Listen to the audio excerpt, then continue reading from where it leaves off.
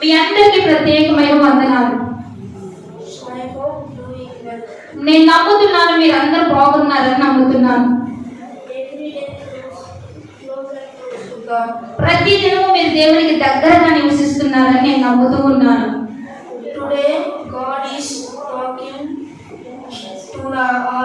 ఈ రోజు దేవుడు మనందరితో మాట్లాడబోతున్నాడు.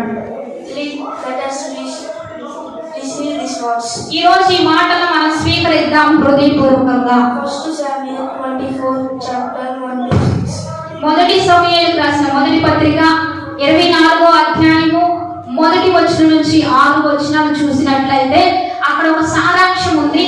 అదంతా చదవద్దు కానీ దాని గురించిన సారాంశం కొద్ది మాటలుగా మనం తెలుసుకుందాం.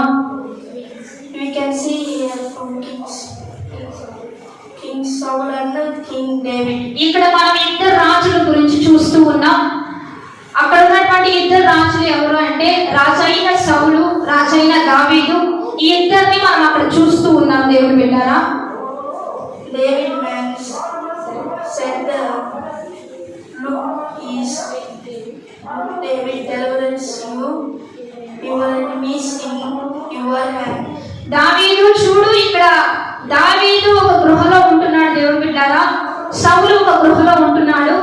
అయితే సౌలు మరి దావీదు ఇద్దరు అభిషేక్తులే, ఇద్దరు దేవుడి చేత అభిషేకించబడిన వాళ్ళే. కానీ బైబిల్లో ఒక మాట ఉంటది, అభిషేకించబడిన వారిని కొట్టొద్దు, వారికి మనం ఏ కీడు తలపెట్టొద్దు. దేవుని చేత అభిషేకించబడిన వారిని మనం నోటితో కూడా ఏది అనకుండా ఉంటే మనకు దీవెన వస్తుంది. అదే దావీదు చేశాడు. ఇక్కడ ఒక గృహలోకి మరి సౌలు తన సైన్యం దావీదు ఉన్న గృహలోనికి వచ్చేస్తారు.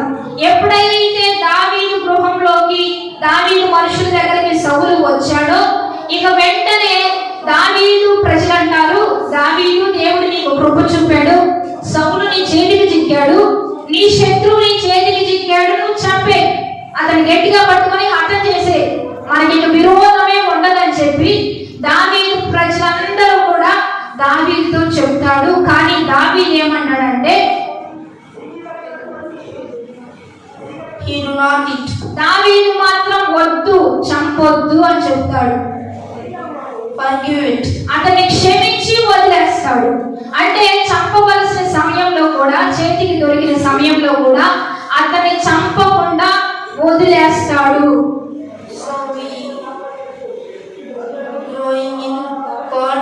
కాబట్టి మనం కూడా దేవునిలో ఎదుగుతూ ఉన్నప్పుడు చాలా మంది కూడా మనం ఎదుగుతూ ఉన్నా, మనం ఆశీర్వదించబడుతూ ఉన్నా, మనం ఒక సొసైటీ పరంగా ఒక గొప్ప స్థానంలో ఉన్నా, మనల్ని కూడా ద్వేషించే వాళ్ళు ఉంటారు, దూషించే వాళ్ళు ఉంటారు, హాని చేసే వాళ్ళు ఉంటారు.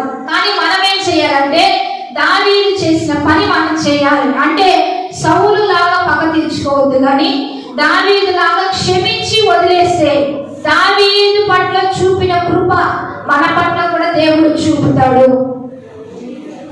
Many people hated me. Many people hate me. చాలా మంది సేవా పరిచర్యలో మమ్మల్ని చాలా మంది దూషించారు, చాలా మంది మమ్మల్ని వ్యతిరేకించారు, మా మినిస్ట్రీని దూషించారు, మా సేవని. అలాగే జాన్పా చెప్తున్న విధానం, మేము సేవలో ఉంటున్నప్పుడు మా పేరెంట్స్ ని, మా తల్లిదండ్రుల్ని, మమ్మల్ని ఎన్నో మాటలు అన్నారు, ఎంతో దూషించారు, మా సేవకు కూడా ఎంతో హాని చేయాలని చూశారు.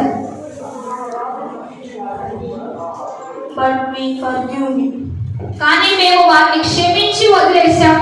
దావీదు చేసినట్లుగా మేము చేశాం కనుక ఈ రోజు దేవుడు మాకు ఈ కృప చూపాడు. ఈ రోజు దేవుడు మమ్మల్ని హెచ్చించాడు. మా శత్రువు మా ముందుకు వచ్చిన, మా శత్రువు మమ్మల్ని దూషించిన వారు, నిందించిన వారు మా యొద్దకు వచ్చి మాకు దొరికిన మేము వారికి ఏమీ హాని చేయకుండా వారిని వదిలేసాం. ఎప్పుడు దూషించలేదు, ఎప్పుడు హాని చేయలేదు, ఎప్పుడు కీడు చేయాలని తలపెట్టలేదు. కనుక దావీదు నాకు చూపిన శాశ్వతమైన కృప నాకును మనందరికీ దేవుడు చూపించి నడిపించబడబోతూ ఉండగా